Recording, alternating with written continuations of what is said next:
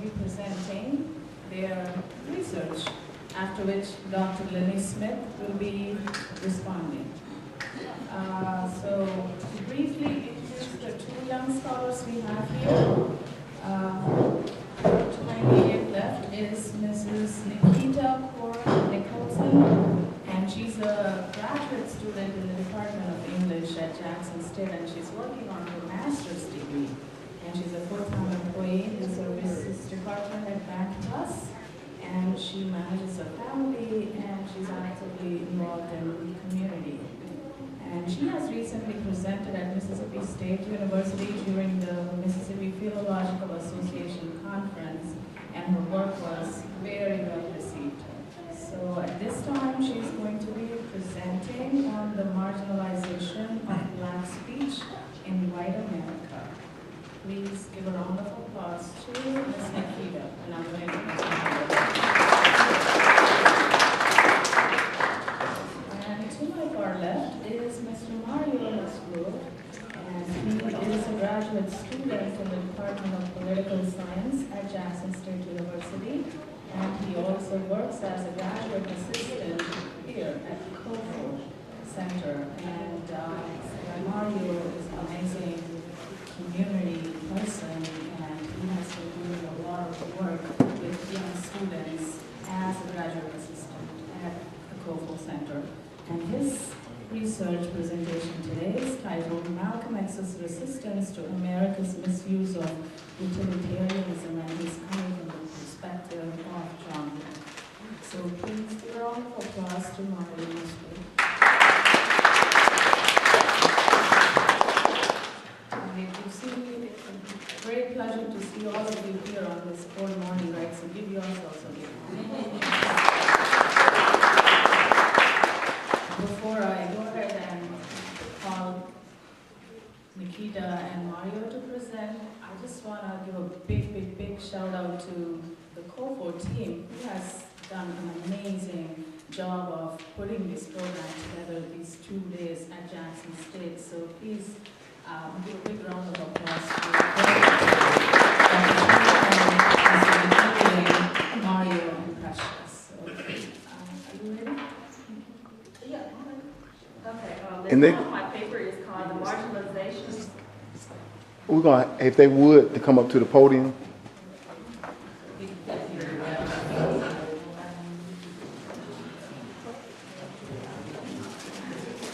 And also, Professor, if we have two respondents, I think you only mentioned one maybe. Oh, I'm sorry.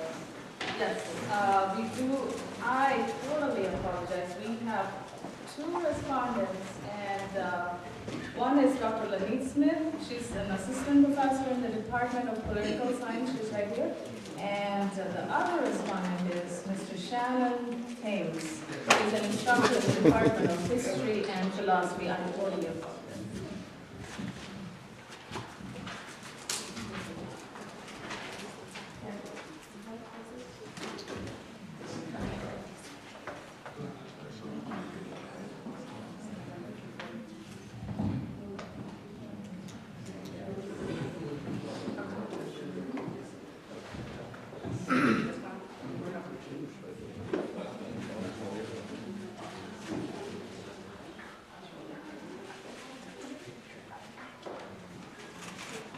The title of my paper is The Marginalization of Black Speech in White America.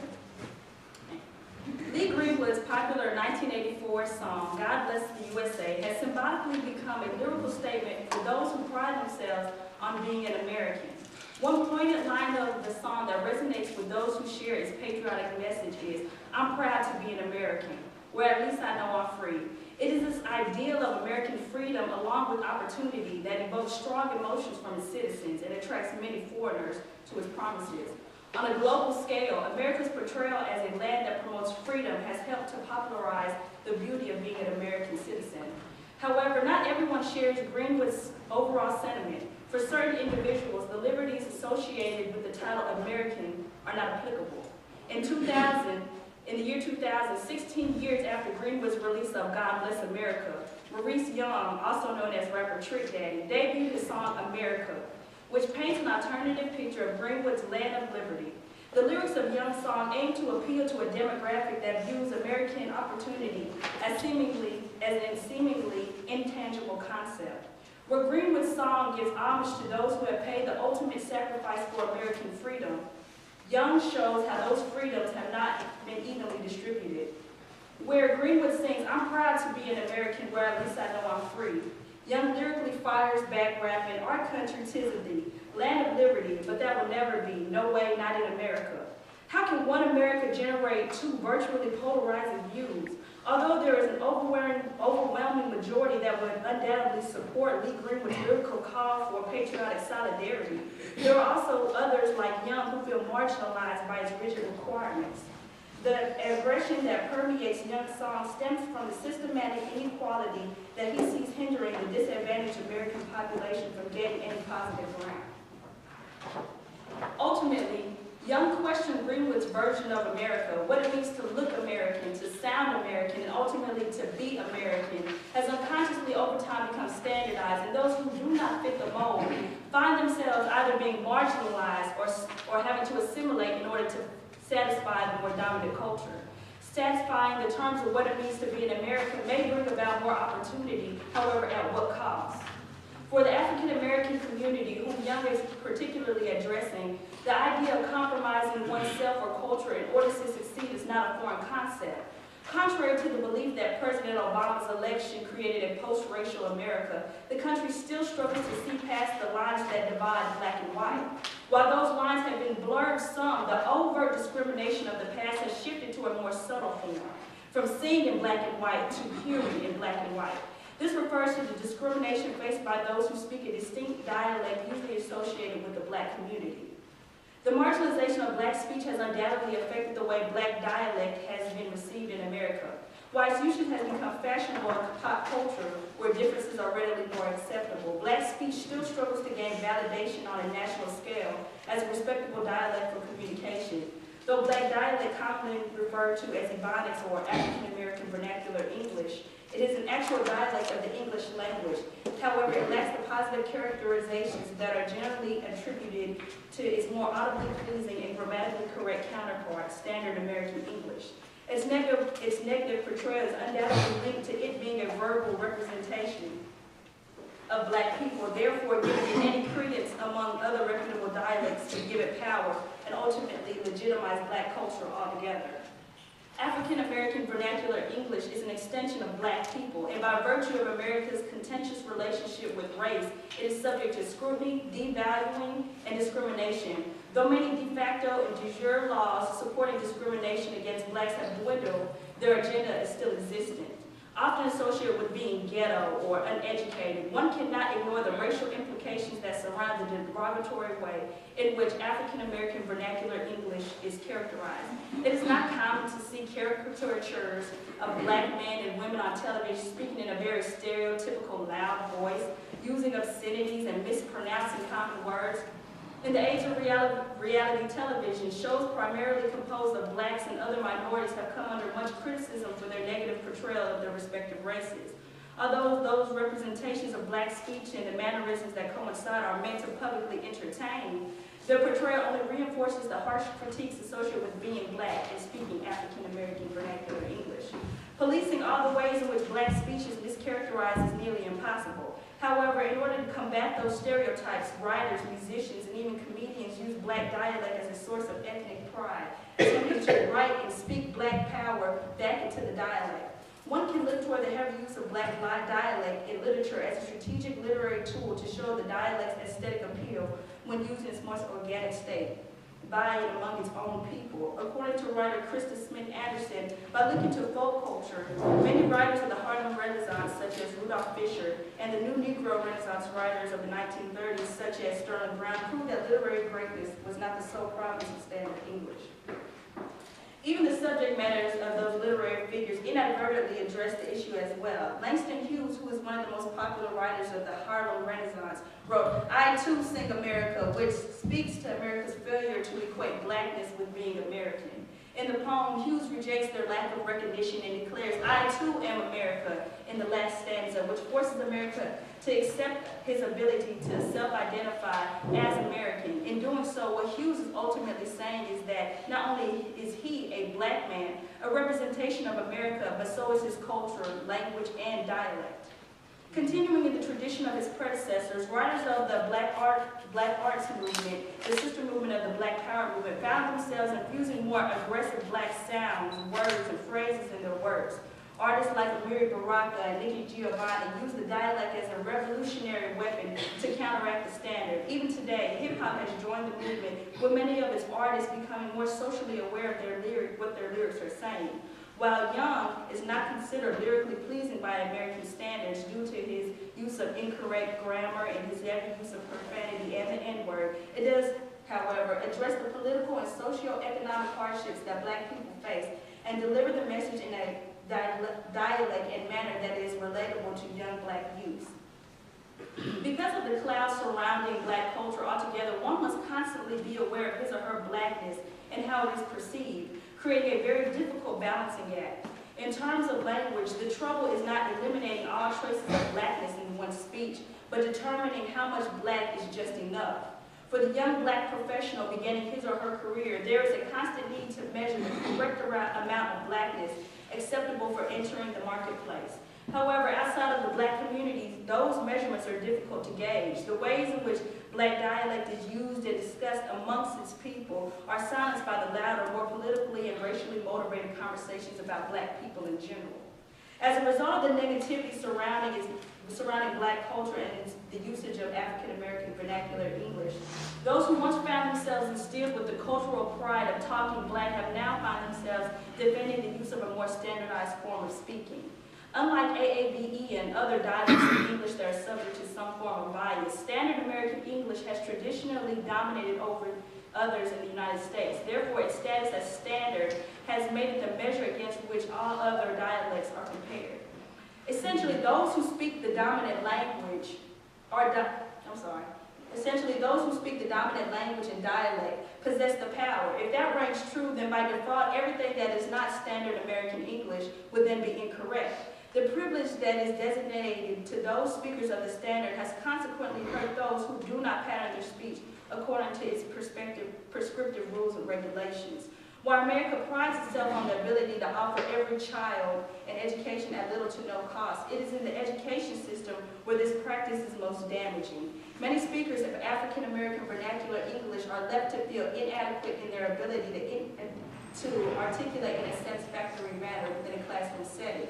With Standard American English being the exemplary way Americans should verbally communicate, this leaves little room for those outside of its realm to succeed. With the social dialect of educated middle-class professionals, people who enjoy the benefits of wealth and power, is at one end of the continuum of prestige. The social dialects of those without education, wealth, and power are at the other end. The gravitation towards speaking Standard American English does not come without some backlash. For those who correlate black authenticity and cultural awareness with speaking the dialect. For years, the phrase, "you talk like a white person," has plagued the black community, sparking controversy over its overt and covert meaning and how its utterance affects those within the community. The phrase equates the standard to white, which by default creates an American dichotomy that places white standard privilege on one side and black non-standard and unprivileged on the other. The simple six-word phrase, taken in its literal form, denotes a person of color talking without the inflectional sounds, grammatical rules, and colorful phrases used to describe black speech. However, beyond its literal meaning, the phrase, "you talk like a white person," is so complex that when fully unpacked, it exposes the political, racial, economical disadvantage of not just being black, but also talking black in America. Over the years, speaking the standard and talking white have become interchangeable for most in the black community, code switching between the two dialects. African American vernacular English and Standard American English has become a practical tool for those who understand the need to assimilate to a more dominant culture in order to increase their chances for success.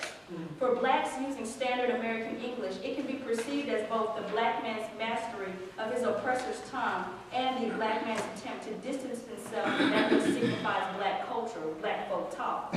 Rationalizing how the two work together is where the dilemma lies for many black people. While Standard American English is often thought to belong to the wealthy and white in American society, its possession in historically oppressed black mouth, which has been silenced or rendered voiceless, becomes very powerful. Ultimately, that black voice carries the same potential for success and wealth as its white counterpart. This is particularly important when one takes into account how language for black people in the United States developed and emerged.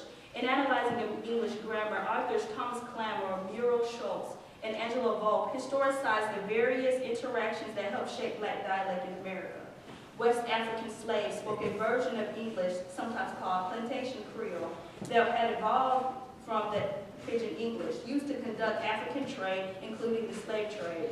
In contact with the English spoken by whites, plantation Creole gradually evolved into the dialect today called Black Vernacular English or African American Vernacular English. The centuries of contact also influenced the language of whites and had essentially great impact on the Southern dialect. Having been stripped of their native tongues, the chattel status of blacks in America subjected them to adopt the language of their oppressors. While mastery in it, not only the language but the dialect of the dominant, can be seen as a subversion of power, it is consequently dependent upon the speaker accepting the rhetoric that marginalizes their own. Whether one recognizes it consciously or unconsciously, there is a need to disassociate oneself from black speech in order to talk white. The black community's ability to code switch and instinctively turn off and on certain aspects of speech is a mechanism developed from the problem of possessing language that has been historically categorized as containing flaws. By acknowledging those flaws in one's speech, there is a subsequent need to change it in order to become more appealing, educated, and marketable. When one chooses to talk white, no power is being given to black speech, only recognition of insufficiencies. The apparent insufficiencies that are tied to black dialect in general are rooted in a past which categorized all things associated with black culture as lacking aesthetic value. Therefore, devaluing black dialect only helps to perpetuate the lingering perception of black inferiority. Despite the negativity that may surround the dialect, its usage in America is thriving and forces many to rationalize how to deal with its invasion into everyday life. Its presence on national and global scale challenges the standard and may even threaten it. Sitcoms like ABC's Blackish deal with the struggle of trying to maintain black culture in a white America. This includes situating black dialect in its proper place. Broadcasting conflicts such as that one on mainstream television helps people to see the effect that language has on society. Rather than seeing black dialect as a hindrance, embracing and acknowledging its power in venues outside of the private sphere may help to propel its acceptance in the public one.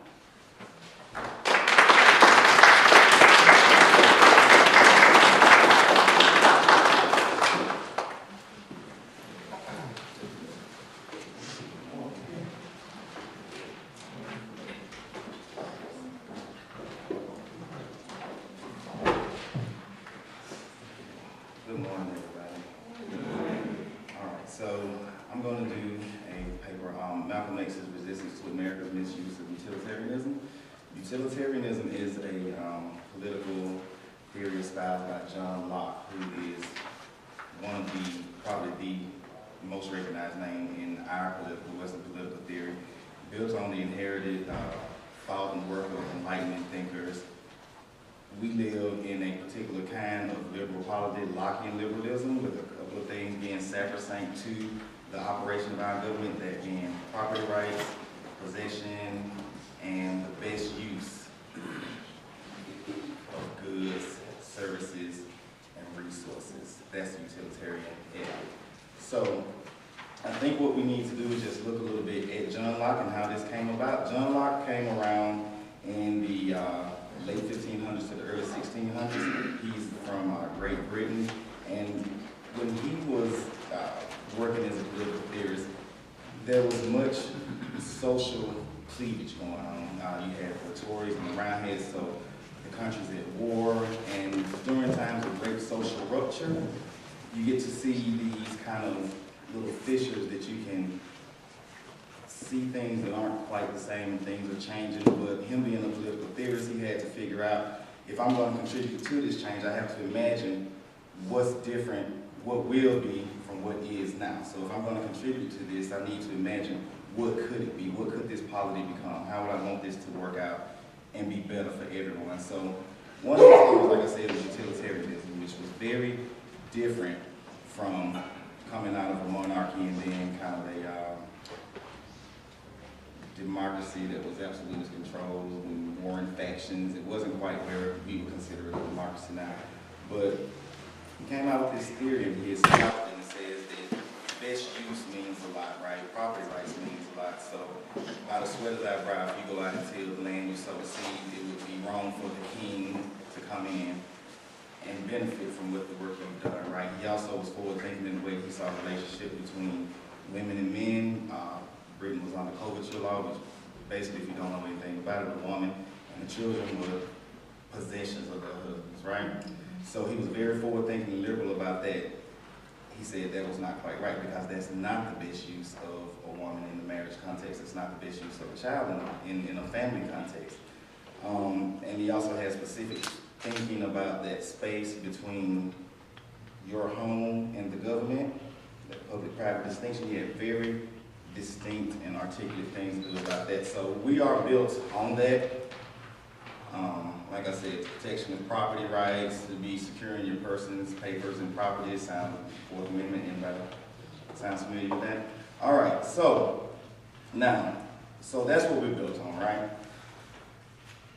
I say that this has been misused, and that great political thinkers like Malcolm X had to figure out a way to resist this, right? Because in America, as we came over and we've been commodified from the time we got here, and I would say even so until today, right? So the best use for us, African Americans, former slaves, was to work and till the land for free, right? To not have rights, because the best use was for us to, if anybody came to the Shabazz event last night, was to work and till and develop this barren land. She said there was nothing here, and we will agree, right? That was the best use for us. And we've been commodified, and we still are so to this day, right? Black people are not very useful until we win an Olympic medal. Unless you can entertain me, unless you can make me laugh, make money on the football field for me. If you can generate money or some kind of prestige or bring accolades to America, then you're very useful to us, right? But until that time, just kind of stay over there and be done with it. So Malcolm X was not only, he wore many hats, right? He was a spiritual leader, a political leader, an intellectual, a philosopher, an organizer, an activist. I mean, he wore so many hats. And the one thing that I thought was very interesting about Malcolm is that he knew that it was going to take not so much political inclusion, because so many organizations had been fighting for that in various ways, but they were still trying to go for the same end goal, right? Inclusion into an American policy where we have full rights, guaranteed Bible rule of law, right? He saw that as good, but he also saw that if we got there, we would not be fully included until we see some things about ourselves. So Malcolm looked at the whole situation, the whole person, and I think that's why he articulated so many different ways of saying we can reach point A, get to point B, but we want freedom, but how do we imagine this freedom? If they give this to us, what is it going to mean to us? At one time we were slaves, we got to be free. What did it mean to us? We only knew how to be slaves. How could you erase hundreds of years of mistreatment, miseducation just because you're free? What does it mean to be free, right? So you have to think about these things as you move along. I think he did that very well. So he basically espoused a way of resistance to the American political organization on multiple fronts, right? So Malcolm X says, to break this mental inculcation of what our best use to someone else is, we need to look at what the best use is to ourselves, to our community at large, right? So you see him looking at different cultural aspects like Pan-Africanism, right? He's saying, connect to something bigger than you. Connect to something that is black, that's your heritage. You don't have to worry about, you don't have to put your emphasis on the great forefathers of America. Put the emphasis on the great forefathers of your nation. Learn your culture, learn your history, right? One of the things that you have to look at is that if you are erased from history and you've never contributed anything to the world, you knew this, right?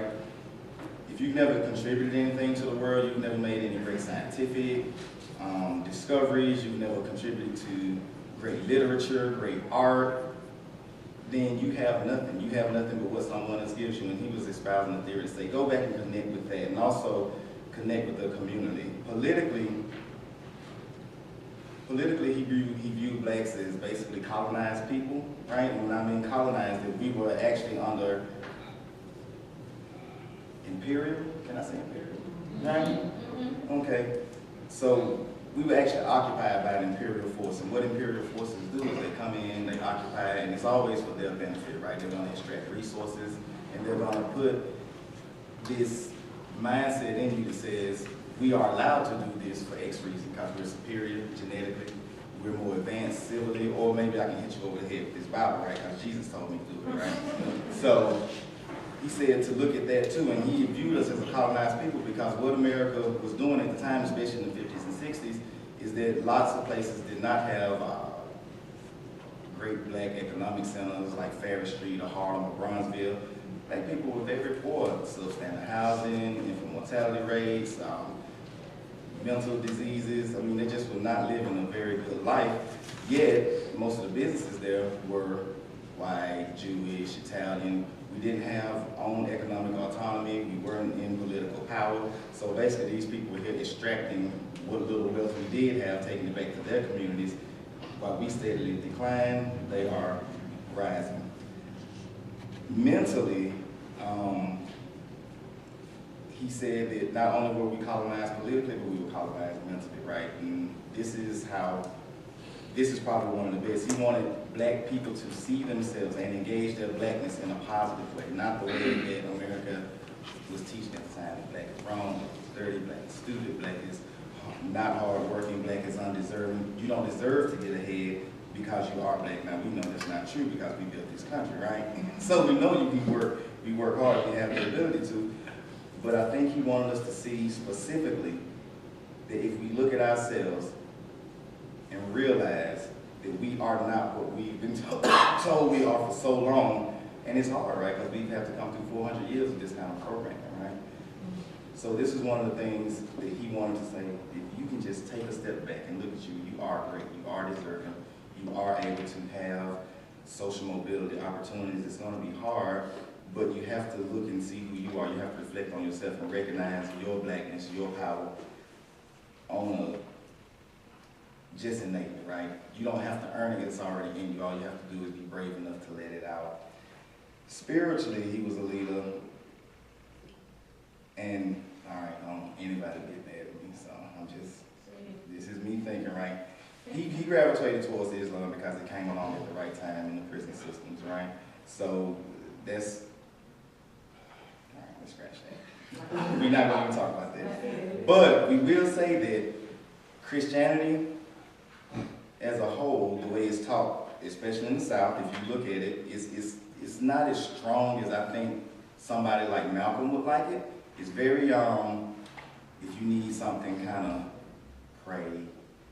You know, you don't have the power, you know, God didn't put the ability in you to cultivate what you already have, grow those skills, grow those talents to come out and do what you need to do, help make yourself better. It's already in you. You know, you pray, you wait for Jesus to drop off a check and pay your light bill, but we know that's not going to happen, right? So I think he looked at that as kind of a weakness inherent, and lots of people get this wrong, like he railed against Christianity, like it's a white man's religion, where we know that no white person has ever received a major religion in this world, right?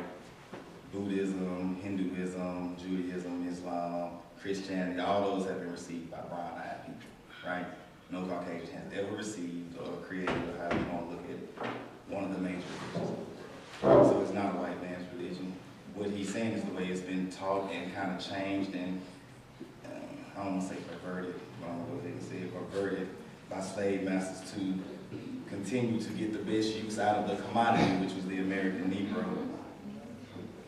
was something that we also need to rail against. And we need to realize these things. And that's why we look at Malcolm and we say he's a radical or a revolutionary, and these are not bad words. A radical is a good thing. A revolutionary is a good thing. All they mean, revolutionary means an agent for change. Radical may mean an agent for some drastic change. At the time, we needed some drastic change, and we probably still do. So all these labels that he's been kind of tacked on to him over time, these are not bad things. At the time, it was radical. It was, it was just wow, right? But at one time, educating women was a radical idea too, right? So, as things change, I think these labels kind of go away, but what he contributed to the way that blacks view themselves, and not just blacks, all people who are outliers of the American polity, which there have been many, right? At one time, the white Anglo-Saxon male that was not landed couldn't vote, and he didn't have the same rights as the rich white Anglo-Saxon Protestant male. So, I mean, over time, these things change and they become slightly more palatable than they were at the time they was being espoused and articulated. But I think what he contributed to the way we look at how oppression is structured, how inequity is not haphazard, but it's by design. Political science, we have social dominance theory, group threat theory, race threat theory, and it's basically saying that those with access to resources and power do want to maintain that. And we know that, right? If we were privileged, we want to maintain our privilege as well instead of giving up to somebody else. I mean, that's just human nature. But he espoused good ways to just look at yourself and what you can do for yourself, for your community on multiple fronts, to not just say this one mode is going to work, this one avenue is going to work. He said all these avenues are needed in conjunction to give a holistic view of us as a person, and then we can move forward. Only by recognizing ourselves can we recognize the true level of inequity, injustice, just all of the N words, just throw them in there. Can we only recognize that then can we only recognize a true avenue towards change and ultimately self-determination and autonomy. All right.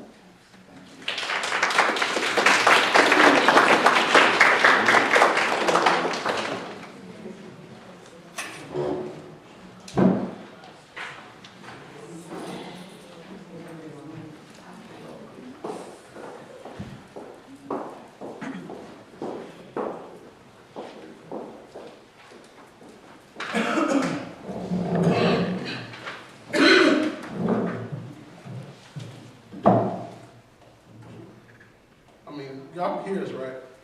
We're fine, we don't need to use the mic.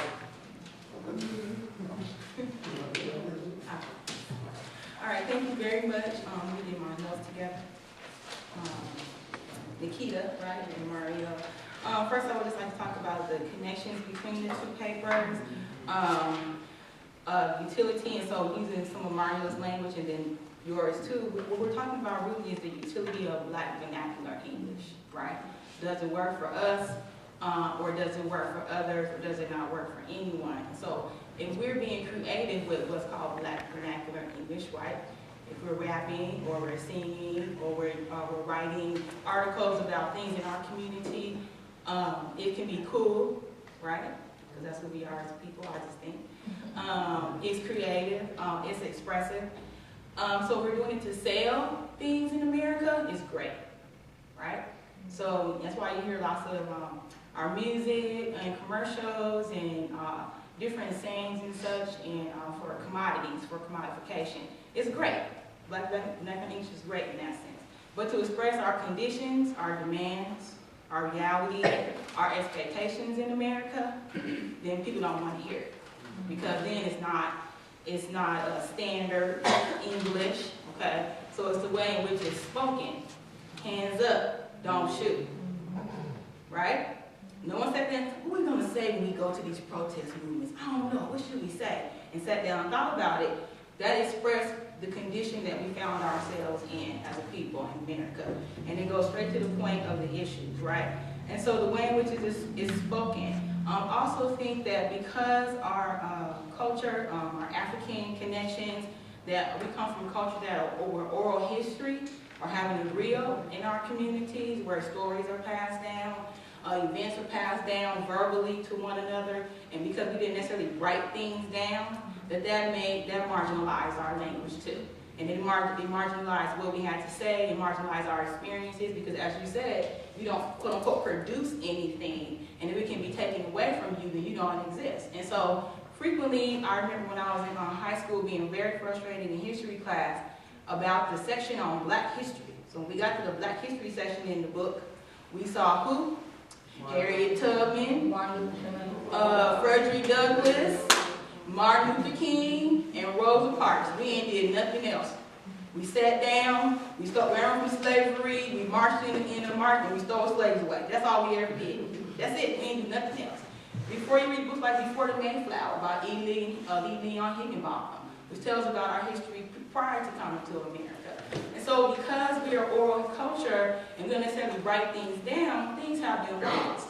And part of that too is our culture of language. So Black language is dynamic. It's not a static language, okay? We're constantly inventing new words. We're constantly inventing new ways to say things. I could just say a few things to you, and once it hits the mainstream, for us, it's dead. Bling bling. How dead is bling bling? It's been dead since about 2007, right? But you will still hear it on Good Morning America or the Today Show. Right, because it's penetrated the mainstream. So it's all good when it comes to that kind of stuff. But when it comes to expressing our demands and expectations and our realities, then Black vernacular English has very little utility for what my friend likes to call the host culture in the United States. Okay, so those who are dominant, the host culture. So being an oral history culture in some ways has marginalized our voice and our language. Our language is iterative, it's very expressive. Now, the way in which language is used against us is also a reality as far as utility, right? So frequently, it's not just the way that we use language, it's the way in which it's used against us to make us non-citizens, or the perception that we don't belong to the American polity. So I'll give you another example. After Hurricane Katrina hit, and people were leaving New Orleans, and they did a big thing on CNN, what did the reporter call people leaving New Orleans? Refugees. Y'all know what a refugee is? What's a refugee? It's someone who comes from another country because they're experiencing some type of stress or tension or danger. You can't be a refugee in your own country. Okay? So Reverend Declan said, they're not refugees, they're evacuees. Because evacuees are citizens of a country. And citizens have certain rights and things that you're supposed to do for a citizen. But if you're a refugee, the country doesn't really owe you very much. They decide what they want to give you. If you're a citizen, you're an evacuee, then they have to do something for you. They got to send a helicopter down, they got to send some water, somebody got to come get you. It needs to be a train, a bus, a plane, something to help you evacuate from the circumstances in which you find yourself. So language is frequently used against us in ways that harm us and make us non-citizens. Also, when you were talking about things are not acceptable because it's not in standard English. In one case in which this became injustice and unfair was in Trayvon Martin's trial. So I don't know if you guys followed the trial, but the girl who he was on the phone with, her name is Rachel Jean Till. She was on the phone with Trayvon Martin when he was running from George Zimmerman. And she heard everything that was going on. He was telling her, this dude is following me, I'm scared. She heard him running, right, because he's trying to get away. She hears the whole altercation. She hears the gunfire. She hears the shot. She hears him go, and die. Well, when she goes to court, because she did not speak, quote unquote, standard English, they tore her down. They tore her down. And it made her testimony invalid. She is the only witness to a crime. Now, if she was the witness for the police, she would have been a star witness. Okay? If she'd have went on to run, if she'd have saw Trayvon Martin shoot George Zimmerman and went on to run, they would have hunted her down. She would have been a star witness, Black vernacular, Ebonics, or not. She could probably really put two words together. But because she saw or heard what she saw, she would have been a star witness. But because she did not come in here, yes, sir, gladly, proudly, I would love to testify. This is what I've heard on the day in question, per se. I was on the telly with Trayvon Martin, and I heard him running. He was out of breath, and he was lots of exertions. And Mr. Zimmerman, right? Slam dunk, George Zimmerman would be in jail today. But because she might have said what your name is, for real. Because she might have said what your name is, they didn't listen to her. Okay? So the way in which language is used against us is also significant in marginalizing us. So the last thing I want to say is, my question is the way that we use language. So is our use of the N-word, does that help to marginalize us? our insistence on claiming our word, our insistence on using our word, regardless of what anybody says about it. Does that marginalize us? And then Mario, property rights, possession, and the best use of goods and services, and the public and private sphere. One of the things that the problem is because black people were marked for the private sphere initially as slaves. We never had a place in the public sphere. So I told my pastor in the American government, the Dred Scott decision that a black man has no rights to which a white man is bound to respect, places us firmly in the private sphere, as possessions, as chattel, belonging to someone else. And still, in 2015, we are working to move away from that. And so the best utility for us, as Malcolm X says, to find our own history, culture, vision, future, standards, outlooks. Okay, we are Americans, it's true. We've been here long enough now. It's true. I was talking about this last night. Some guy was trying to reconcile with his girlfriend. She wasn't having it, so we shot her. We become Americans. It's just my perspective, but I just think that's how it is. Because we've been here for too long now. We can start buying into the system. It doesn't work for us. Because it doesn't. And Andrew Davis said that we keep trying to have American citizenship and we keep trying to claim it with hyphen after hyphen after hyphen. African American, Asian American, Latino American. Okay, we're trying to claim citizenship. A citizenship that initially never included us. People here from our American government, we were how much of a person? 3/5. 3/5. That's not even a baby is more than 3/5 a person. 3/5. Okay, so it was never intended for us.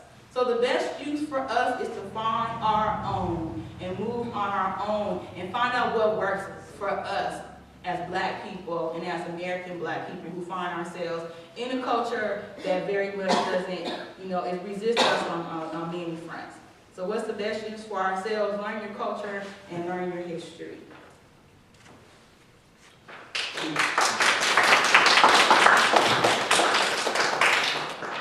Good morning. Dr. Smith has articulated a lot of things that I was going to say to you. So I'm not going to rehash a lot of the things that she said, but she did an excellent job of really explaining to it. I see a lot of my students, in the crowd or whatever, and I continue to tell you that, we're studying European history because that's what the state of Mississippi and sort of our curriculum says that we have to teach you guys. But I'm always talking about know your history, right? Because every second, every minute of every day, we are living black history, right? But when we have classes, we really don't have that avenue unless we personally do it ourselves to really teach our history to our students, right? So, the onus is on you guys to know your history, to learn your history, right? I mean, we're in the COFO building. When I asked you guys, when I told you guys, that we're meeting at COFO, a lot of people, where's that? What's that? Right? So, did you guys look at this building? Did you guys come in and start reading the walls? Or did you just come down and sit down because someone told you we're having a discussion here today? Okay. And these scholars that we have here are really doing a good job of explaining certain aspects of our culture and who we are, right? Like Ms. Nicholson, when she's talking about speech, that should have resonated with everybody in this room, right? Because they say that we have to have two faces, right? We, as black people, when we're around us, y'all know how I talk in class. I have y'all laughing, but I'm me, right? When I go to Ole Miss or UCLA to give a paper or something like that, I change, right? I have that face when I'm out there as a professional as opposed to here. So she did a good job of explaining those dichotomies, right? Of sort of what's right? Black culture. Is our culture wrong? Should we look at it as something negative? To talk with Ebonics? To express who we really are? I mean, as a culture, as an ethnic group, historically, we are considered infants, right? Because we're relearning our identity. So why should we shun the ways in which we speak when we're out in public? Like James Winston, football player. Most of the dudes in here, him, right? Florida State. He got in trouble, right? He was accused of raping a white girl, right? Okay, if you look past that, how have they really attacked him in his draft stock recently? They talk about the ways in which he talks because he's from Alabama. He talks real country. He uses a lot of Ebonics. He doesn't get on the microphone. He's not polished yet. So he doesn't know how to talk like NFL players have been trained to talk. So he talks like he normally talks. And a lot of people have degraded his mental ability largely because of the ways in which he speaks.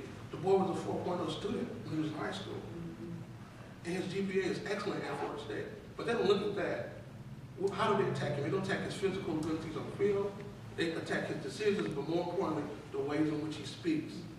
Right? So those are some of the things you can look at. Okay.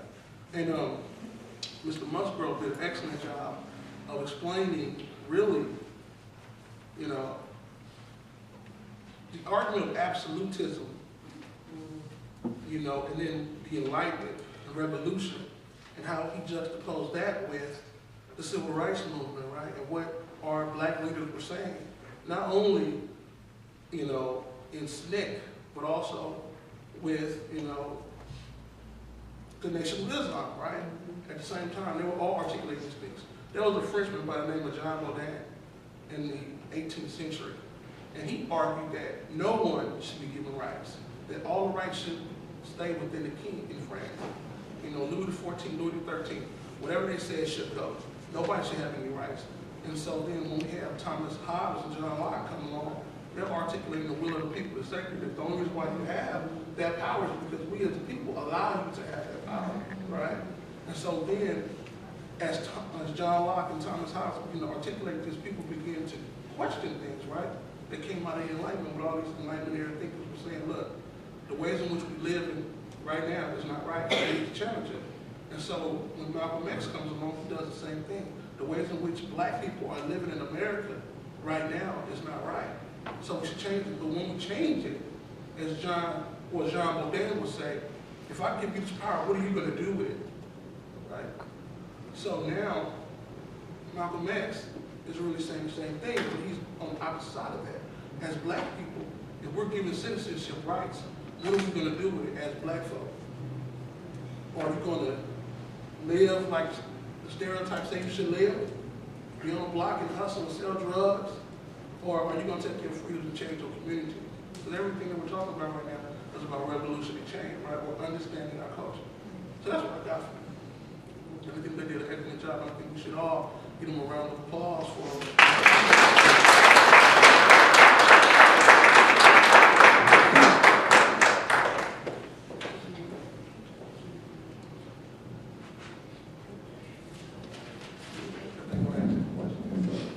Do you all have any questions for our panelists or our responders? Yes, Dr. Hill. Is it Akeisha? Nikita. Nikita. I actually like your presentation. Unfortunately, I missed what you stated as what you were going to attempt to do. That's another matter. My question. Let me also say that much of what you said is quite engaging. But my question is this, and this actually goes to something that my colleague Dr. Smith talked about. That is, are you suggesting or implying that one comes to identify oneself through language, or that language in some ways or another define identity? I think as a culture, language is part of us. So when we use black speech, we're in essence expressing ourselves in our culture in a way. Okay. I wouldn't say solely the speech we use is, what was it? I'm sorry. Now, my question is, were you implying that one comes to identify oneself through language as one sort of element of how we come to identify ourselves? Or is it through identity that one develops the utility of language, if you will? Yeah. I really didn't even think about that.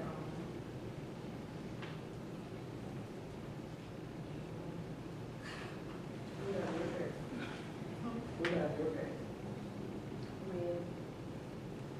language. If I could tag on, I was going to ask her, what about your case? With being Vietnamese and also African language, we talked about it one time. Oh, I know. Yeah.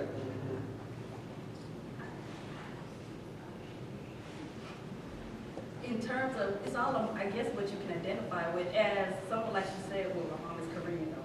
Korean, I'm sorry. It's okay. I guess for me, identifying with language, I guess is what you can claim. As an African American, as someone who is Korean, or whose mother is Korean, I can't claim that Korean identity because I'm not perceived by the outside world as having that. I'm not allowed to have that. If I was to go to another country or something and say, well, I'm part of you, or I speak the same language as you, and I would be denied that to a certain extent. I want to be able to self-identify, I guess, outside of my own self. You mind if I take it? Yes, yes, please. I don't know. I think your question is engaging, and I think it's both. That our use of language then signifies who we are to a certain extent. But then I think the identities that we maybe pick up along the way too, as we are more educated, and more formally educated, that some of those things also define us and determine how we're going to use language. In class, two things about our class. I teach a graduate class where we theorize about language and how it is connected to culture and everything else. And in so doing, we talk about the fact that the way you use language, people make judgments about who you are as a person, your level of education, but also, believe it or not, they make moral judgments about you. So when we use Black English or African American Vernacular English, and right now we're calling it AAE, just straight African American English, that people decide sometimes that you're not worthy of, because you don't master or seem to master the standard, you're not worthy of having the things that people who can master it have. I just add something. I do agree with Dr. McDaniels. I don't think it's mutually exclusive. I think it's inclusive. And if you look at it from a point of utility, right? I believe in meeting people where they are. Why should I go out? If I'm going to walk over here and I have friends over here at this apartment building here, and I'm talking to them right now about doing some work at COFO that will service the community, I'm certainly not going to go and speak to them in the language of the academy, because there's no use in that. They don't understand it. It doesn't serve my best use for that particular time. So, how you doing, homeboy? What up? I talk to them how they can understand it, right? That's the best use for that situation. I'm going to speak differently when I'm here talking to you. We're going to address and converse much differently than I would with the people across the street. So I think it is a part of identity, right? We have to look at, we have to be proper and educated enough to go out here into corporate America, which traditionally has not been a sphere of a Black person. So we have to be acceptable enough to make it in that sphere. Then we also have to be able to come back home and still be real enough to hang out with our homeboys and homegirls that maybe can't travel to that sphere with us. So you do have to go kind of, it's like a teeter-totter, right? Some days you're up, some days you're down, but you do have to, yeah, so it's both of them, I think, Dr. Hill. The language identifies and the identity dictates the language. But because language changes, so Right. we have to adapt to that as well. It's situational. So would you say that the people across the street, that they would, by virtue of the way that they speak, they would not have the same access to the things that you may have access to because you speak with it? Access isn't how. Like just going No, they have the same access, because they can walk right to that registrar's office and register just like I can. They probably qualify for Pell Grants and stuff that I don't qualify for. So they may even have more access. Do they have the ability to succeed once they get that access? I don't know. Are they good people? Yeah. Are they concerned about the community? Yeah. Do they feel empowered? No.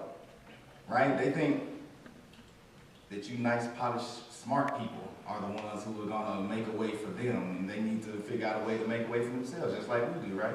Because we have to forge forward as well, and when we get into that sphere that we're working very hard, everybody, right? Very hard, kind of hard, not so hard, not going to class, late, no. But that just shows with even in the Black community where Right. we're separated. Even within the Black community, because of our economic status or whatever, we're stratified. And those who do are African Americans who attempt to speak a certain kind of standard American English, and those who do not, even we can those in the upper echelons or whoever they are seem to maybe even marginalize those who within the black community speak Ebonics. So we have that other element to deal with.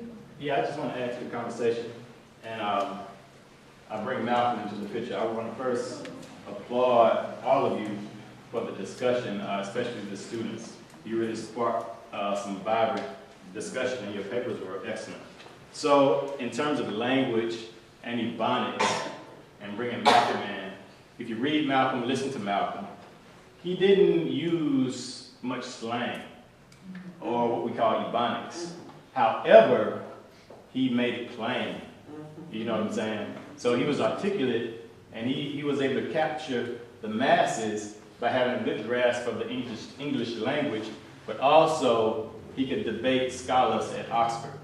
So it wasn't about him stooping down or being able to, stoop down and use slang to connect with the people. He was able to use English and make it plain for people to understand. So if I'm growing up in an environment, say, and this is not to knock anyone who grew up in the suburbs or went to school, predominantly white environment, where articulating certain words in certain ways may come off as proper.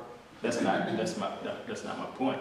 But he was, Malcolm spent years in prison, but he was able to master the language so he could make complex situations, complex scenarios plain to people who otherwise wouldn't grasp it, like colonialism, for example, or imperialism. So he could break that down to the common laborer, and they could understand it. So it's not about speaking slang to be able to articulate your concepts to your brother who's on the block. You know, you can speak your standard English and still be able to grasp those, still be able to articulate those concepts where our people understand. So that's my point. I think that kind of, what I was going back to was, you had me thinking about, like, when I talk about, the Trick Daddy. Even though it's rap music, it has profanity, the use of the N-word, it's still able to get across the same message anybody else would, like a Lee Greenwood, and express the same hardships or that Americans go through without having to assimilate to any kind of certain kind of style of talking or anything. Right. And I have nothing against slang or Ebonics, just trying to be clear.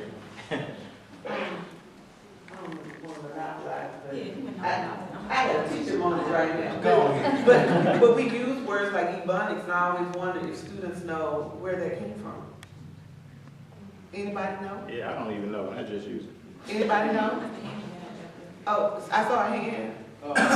It's not regarding really to the Ebonic dialect or language.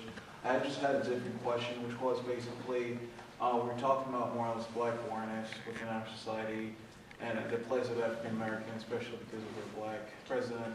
What do you think of Michael Brown? Just the case, the Ferguson case, you have also Eric Garner. You have different police brutality against African Americans, which being there for years, but is being on spot for right now. So I'm just kind of asking, what do you guys think about it? What do we think about it? Well, of African American, you being Michael, and facing the cop. Okay. So you being Michael Brown, what do you think of the case? Malcolm spoke about this. This is part of the we being a colonized people, right? The political arena was not ours, law enforcement was not ours, the economic power was not in ours, so we were basically at the whims and mercy of someone else. This has been happening for a long time. I don't think it's a huge increase. It's just the technology has made it so it's available to see, right? You can pop out your phone, you can put it on Facebook, Instagram. This has been happening for years. So is it a good thing that people can actually finally see it? Or is it just because of the results of technology? It's a good thing that people can see it, I believe, but you have to understand, we are not to be protected. Like Dr. Smith said, it's not for us. We were never included in the plan of America to be full citizens and all this type of stuff. You're looking at not even, 100 in the Civil War, 1865, maybe 1940. Some people thought we were still not even real people. right? Not even human beings. Have you ever heard this before? Yeah. Right, so then, you know, Jim Crow just was over in 1965, we just got signed out of law, so it's been a long time that this is gonna have to break, and the state is not in the business of being kind to you. The state is in the business of being bad to you. Well, is any the fact that the state is not even like giving us even enough resources that we end up having to go to a store and rob it? I mean, it's just. I mean, that's the whole point what Malcolm was saying, they're not gonna give you anything, you have to make your way. You have to make it. Okay, all right, thanks.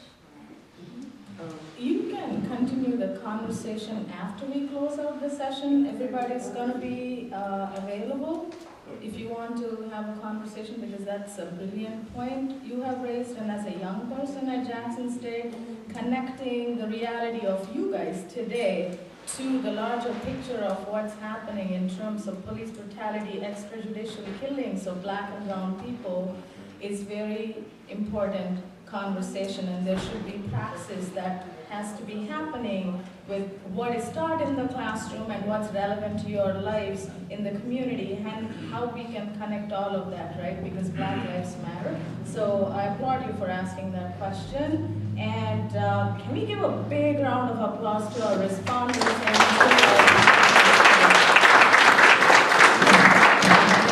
And a big round of applause to COFO team. Close this session by acknowledging the wisdom of Malcolm X, and I want to read this quote out to you guys. Power in defense of freedom is greater than power in behalf of tyranny, because the power of a just cause is based on conviction and leads to resolute and uncompromising action. And there is a lot of uncompromising action that needs to happen, that we all need to work on. It's economic democracy, and it's a lot of other issues that we need to be working on from the human rights perspective too. So decide what your call is and how you're going to be part of the uncompromising action that will make Black Lives Matter. Thank you all.